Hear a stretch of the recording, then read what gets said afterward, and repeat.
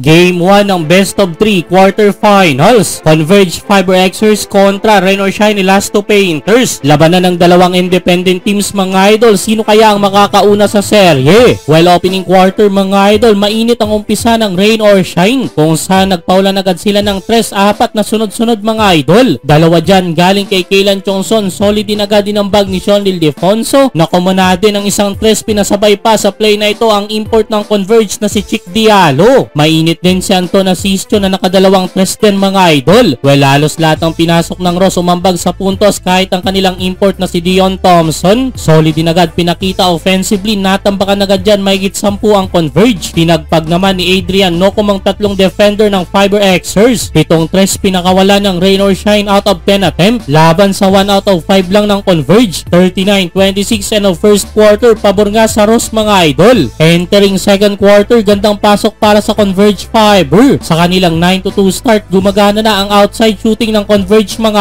idol. 3 mula kay JL De Los Santos na sinundan ng 3 ni Jordan Heading. Baba na nga dyan, single digit kanilang inabol. Dion Thompson naman sumasagot sa Rain or Shine. Back to back layup pero nagpatuloy lang ang momentum ng Converge. Nagbabalik nga pala si Justin Arana na solid din pinapakita offensively na meron ng double digit sa puntos na ibigay niya na ang lamang sa Converge Fiber. 55-54 under 2 minutes. Pisikala na ang laban, galit na galit si Diallo sa mga referee nang walang contact na natawag matapos siyang kaladkarin ni Jonard Clarito. Nagkakasagutan na ulit ng basket sa dulo mga idol ang dalawang team. Back to back 3-pointer mula kina Kaylan Chongson at Felix Lametti. Pero sumagot ng 3 din si Shawnee Winston at sa buzzer beater layup na ito ni Chick Diallo, Converge ang babao ng 2-point lead 64-62 end of second quarter. Entering second quarter, diktika na ang laban. Palitan lang ng lamang, yun nga lang nagkaproblema ang Rain or Shine nang ma-foul trouble ang kanilang import na si Dion Thompson na meron ng 5 personal foul mga idol. Inilabas muna ni Coach Cheng si Thompson kaya naman biglang nakontrol na ng Converge ang laban nang pumakawala ng 12-2 run. Another 3-pointer para kay Jordan Heading 84-75 under 5 minutes. Nang mamana sa ilalim si Chick Diallo, pinosterize si Bo Belga. Pisikalan pa rin mga idol. Playground foul, penalty 1 si Arana nang sikuwen si Kaylan Chongson. May naging counter sa dulo ang Rain or Shine without import. Naibaba nila 3 lamang ng Converge 99-96 end of third quarter. Fourth quarter, patuloy ang pagdomina sa ilalim nila Justin Arana at Chick Diallo. Too small daw ang Rain or Shine, sabi ni Diallo. Jan Lobo na mahigit 10 lamang ng Converge mga idol. Patuloy ang pambabastos ng Converge Fiber. Si Justin Baltasar naman ang pumosterize kay Bo Belga. Hype na hype dyan si Balti mga idol sa uli. Nakuha nga ng Converge ang Game 1. Final score 130-118.